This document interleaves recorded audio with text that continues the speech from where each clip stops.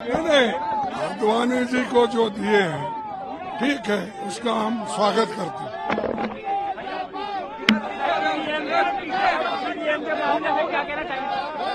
मिली थी, मैंने पहले भी कहा, फिर दोहराता हूँ उस बात को कि सभी सांसदों की उनकी टिकट कटने जा रही है। जो एक सांसद हैं वो सीट बदलना चाहते हैं। तो सोचिए, अगर ऐसी परिस्थितियों में जिन्हें राजनीति करनी पड़ेगी तो क्या सीट जीतेंगे वो? इसीलिए जानबूझ करके दूसरों की चिंता उन्हें ज़्यादा है, उन्हें चिंता अपनी होनी चाहिए। और हमारे साथी ने जो पूछा कि भारत रत्न, ये भारत रत्न अपने वोट को बांधने के लिए दिया जा रहा है, ये सम्मान में नहीं दिया जा रहा है। सम्मान तो है खैर उस बात को, क्योंकि भारत रत्न है, लेकिन अपने वोट को बांधने के लिए। ऐसा नहीं लगा इंडिया गठबंधन बिखरता जा रहा है? इंडिया गठबंधन होगा और हमारी कोशिश होगी कि सीट का बंटवारा जल्दी हो, जीत और सीट, इसी आधार पर हम लोग आगे बढ़ेंगे। 2002 में आडवाणी जी ने नरेंद्र मोदी जी को बचाया था। तत्कालीन प्रधानमंत्री अटल बिहारी वाजपेयी जी ने तत्कालीन मुख्यमंत्री गुजरात को अपना राजधर्म याद दिलाया था और उनको उस पद से हटाने वाले थे गोवा में, आपको याद होगा। पर अगर एक व्यक्ति उस मुख्यमंत्री को बचाए थे गोवा में, वो लाल कृष्ण आडवाणी जी थे। फास्ट फॉरवर्ड कीजिए 2014 को, 5 अप्रैल 2014, सीन है गांधीनगर में, और गांधीनगर में नरेंद्र मोदी जी हैं और लाल कृष्ण आडवाणी जी हैं। वो नामांकन पत्र भरने जा रहे हैं चुनाव के लिए, और आडवाणी जी ने एक बहुत मशहूर बयान दिया है जो हमारे भारतीय इतिहास में स्वर्ण अक्षरों में लिखा जाएगा। उन्होंने क्या कहा? 5 अप्रैल 2014 को उन्होंने कहा, नरेंद्र मोदी मेरे शिष्य नहीं है, मेरे शागिर्द नहीं है, वो शिष्य नहीं है, वो एक शानदार कार्यक्रम प्रबंधक हैं, ब्रिलियंट इवेंट मैनेजर। ये शब्द हमने नहीं दिया है, ये आडवाणी जी ने नरेंद्र मोदी जी के बारे में 5 अप्रैल 2014 को गांधीनगर में कहा था। ये मेरे शिष्य नहीं है, ये बहुत कुशल, बहुत शानदार कार्यक्रम प्रबंधक है। जब आडवाणी जी और मोदी जी को मैं देखता हूं, ये दो बातें मुझे याद आती। 2002 को आडवाणी जी ने बचाया था नरेंद्र मोदी को, और 2014 में आडवाणी जी ने हमारे प्रधानमंत्री का असली रूप हमारे देश के जनता के सामने रखा। उस विवाद में गए हैं, हमने अपनी ऊर्जा उस विवाद में खोई है जिसके जनक थे आडवाणी जी, मंदिर मस्जिद विवाद। बहरहाल अब तो मुझे लगता है कि क्या ही कहें, एक पैराडाइम शिफ्ट हुआ। फिर डॉक्टर राम मनोहर लोहिया, उनसे बड़ा समाज में संदेश देने वाला तो हुआ नहीं समतामूलक समाज के लिए। उन पर क्यों नहीं नजर जा रही प्रधानमंत्री जी के? बस यही कहना। 40 साल का जिक्र बयान ये भी दिए जा रहे हैं कि सरकार नफरत के आधार पर काम कर रही है एक तरीके से। देखिए, सरकार है, उनकी अपनी प्राथमिकता है। मैंने सिर्फ ये कहा कि जब संदर्भ बनाए ना, तो संदर्भ समेकित हो, समावेशी हो। 40 बरस हम लोगों की तो पूरी की पूरी स्टूडेंट लाइफ इस विवाद में इस देश की ऊर्जा को खत्म होते देखते बीती है। We are demanding for Ram Manohar Lohia. Of course yes, क्योंकि देखिए, लोहिया जी को उत्तर दक्षिण पूर्व पश्चिम समतामूलक समाज के लिए जो लोग भी सोचते हैं, उनके दर्शन में रहता है लोहिया जी को भारत रत्न तो वही है ना।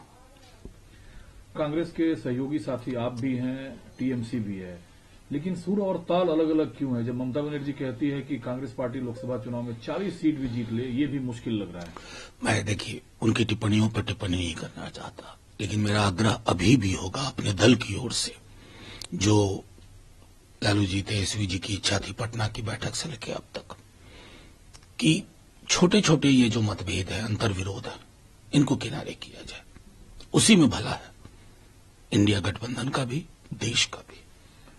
पिछड़ों की राजनीति के लिए जाने जाती है आपकी पार्टी, लेकिन आजकल खुद कांग्रेस और मोर्चा राहुल गांधी ने संभाला हुआ है। सरकार पर आरोप है कि ओबीसी के साथ न्याय नहीं हो रहा है, ओबीसी वर्ग को हाशिए पे रख दिया गया है। क्या पॉलिटिकली इस स्टैंड से कांग्रेस को फायदा होता हुआ? देखिए, मैं अक्सर जब ये बात होती है ना, जब आप सबाल्टर्न समूह के सरोकारों की चिंता करते हैं तो लोग इसको राजनीति से जोड़ देते हैं। चलिए हम मान लीजिए चुनाव हार गए थे 19 का, तो क्या इन विषयों से किनारा कर लिया? 14 का चुनाव हार गए थे, क्या विषयों से किनारा कर लिया? ये लोकनीति का अभिन्न हिस्सा होना चाहिए, क्योंकि कोई भी प्रगति का दस्तावेज, विकास का दस्तावेज मीनिंगलेस है अगर उसमें बड़े समूहों, दलित, पिछड़े, अकलियत के लोगों का चेहरा शामिल न हो। जब लोकसभा चुनाव के इस बीच ममता बनर्जी के बयान पे उद्धव ठाकरे के पार्टी के नेता संजय राउत ने कहा है कि कांग्रेस कम से कम 150 सीटें जीतेगी लोकसभा चुनाव में। देखिए, मेरा सिर्फ इतना कहना है कि ये सारी चीजें दरकिनार, अभी हम लोगों को सबसे पहले एक प्रगतिशील कार्यक्रम लेके, क्योंकि देखिए लोग ऊब रहे हैं।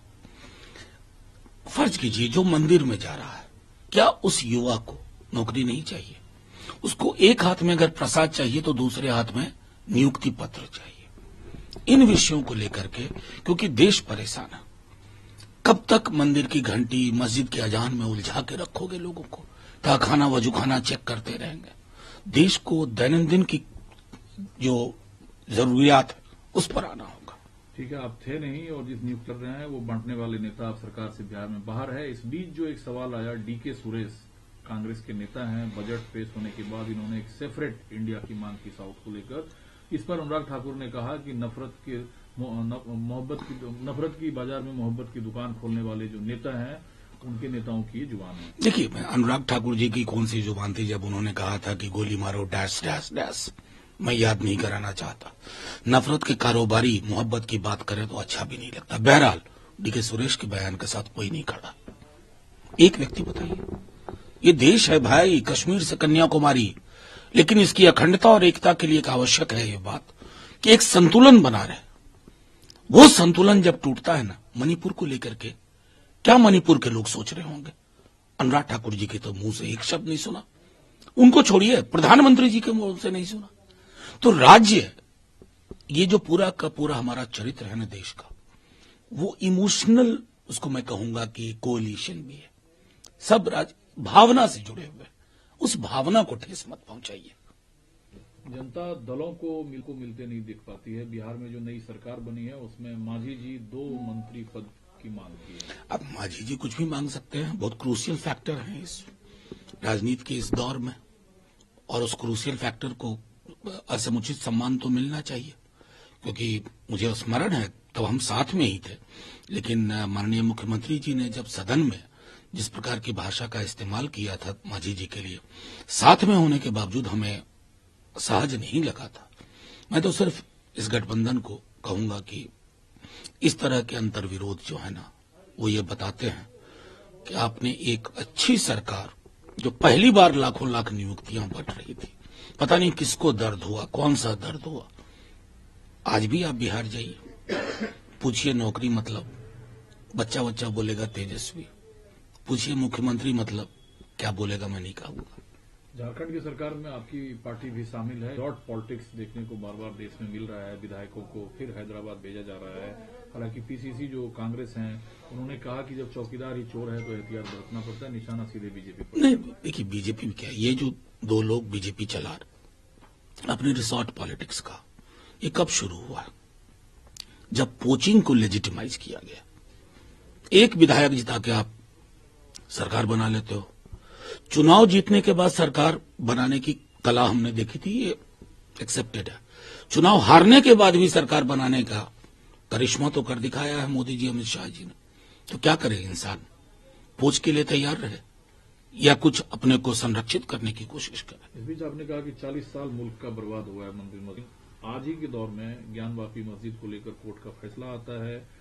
जो गर्भगृह है उसमें हिंदू पक्षकारों को पूजा की इजाजत दी गई है, जिस पर ऐतराज जताया जा रहा है मुस्लिम पक्ष। मैं माननीय कोर्ट से सिर्फ एक बात कहूंगा, संसद ने एक कानून पारित किया था, प्लेसेस ऑफ वर्शिप एक्ट। उस कानून पे नजर भी है न्यायपालिका की या नहीं, इसी सवाल में मेरी टिप्पणी है। और मैं फिर से कहता हूं, वजू खाने तहखाने की खोज में, ढूंढने में, सूंघने में हमने इस देश के युवाओं का भविष्य गर्त में डाल दिया है। बैठक का एकमात्र उद्देश्य है भारतीय जनता पार्टी की सरकार को दिल्ली से अपदस्थ करना, भारतीय जनता पार्टी को आने वाला लोकसभा चुनाव में हराना। यही एकमात्र मकसद और उद्देश्य दोनों है इस मीटिंग का। किन किन को बुलाया गया है सर? कौन? सारे सीनियर लीडर्स जो एक्स पीसीसी हैं, एक्स सीएलपी हैं, जो हमारे एमएलएज हैं, जो एमपीज हैं, सबको बुलाया गया। और बिहार में जो मंत्रालय जो विस्तार हुआ है उस पर आपका क्या है? बंटवारा जो किया गया है विभागों में, बिहार में नीतीश की जो सरकार बनी है उसमें जो बंटवारे हुए उस पर आपकी क्या प्रतिक्रिया है?